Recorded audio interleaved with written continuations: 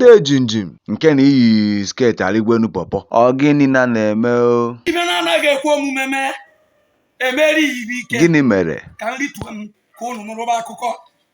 Ka nchewenugo mbuli tuoro.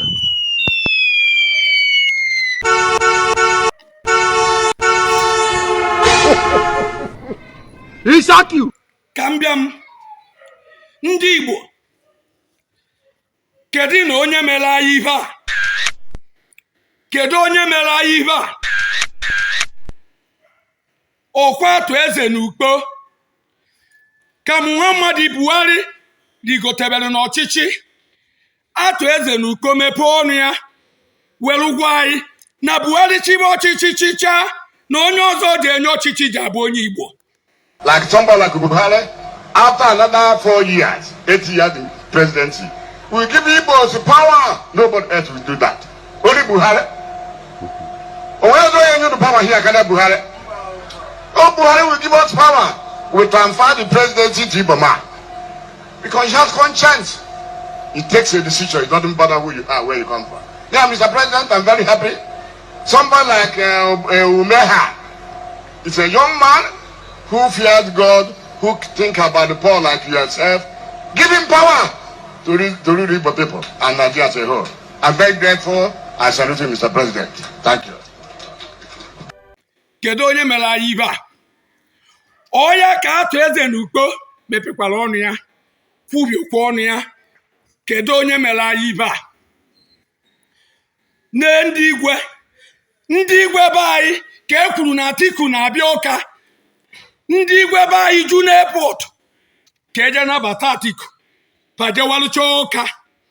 Ma ndị nnukwu igwe niile enwere na be anyị a na-akwanyere ugwu, ha niile were muvu ije jebe Ọka. Ibele unu na-eme m.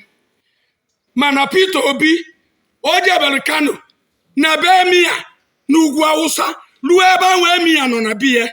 Peter Obi bịa biye, Emia wee jụrụ ya ajụjụ. O ruo na nke ndị be anyị Atiku bịa, ndị be anyị ndị igwe ma igwe nwekwuru nnukwu ọnụ na be anyị welu mapụ welu jebe Ọka ka o jee nabata Atiku. Iwe na-ewe m. Jee gwara ụmụ ndị igwe jere Ọka jee nabata Atiku, jee gwaba na iwe na-ewe m maka Peter Obi na-awa ọrụ egwu Awụsa. O jebe ebe ndị igwe anaghị achọta ya n'airport. Ndị Igbo, kedu onye mere unu ibe a? Kedu onye mere anyị? Ngwa na na-anya Peter Obi apụtana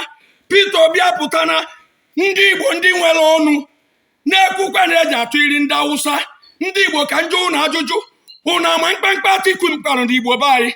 Atiku jidere abịa ụmụ Igbo be anyị tipịachaa ya mgbe ọ nọ na kọstọm ọfisa. Ibe Atiku mere ndị Igbo agụbị ya chijieji o ji efo ka ọ bụ agadi nwoke. Owe agadi nwoke na-agba okwu ọmọba aka jijiji ka onye Igbo gwara m ka ndị tụwịrị. Onye ọbụla tọba PVC, onye ọbụla ji eweta ihe, onye ọbụla were ọsọ jebe ya ji eweta nke ya ka anyị na-alụ ndị a ibe anyị ba n'ala anyị n'ike. Peter Obi nye ka anyị ma jeje ka o jere anyị na ndị enwe emesie na anyị ike.